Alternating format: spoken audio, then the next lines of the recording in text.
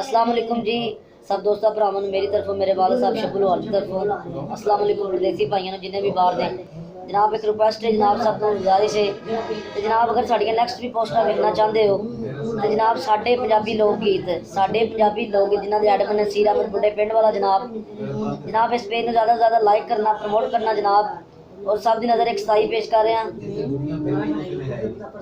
सानू आखी परदेसी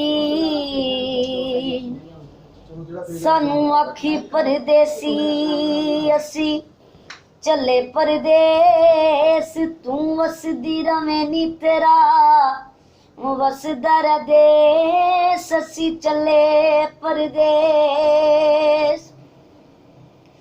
असी टुर गए ते साडे पिछों रोया करेंगी सानू कर कर चेते दुखी होया करेंगी असा याद फिर आउणा जदों लगी तेनू ठेस तू वसदी रवें नी तेरा वसदा रह देस असी चले परदेस।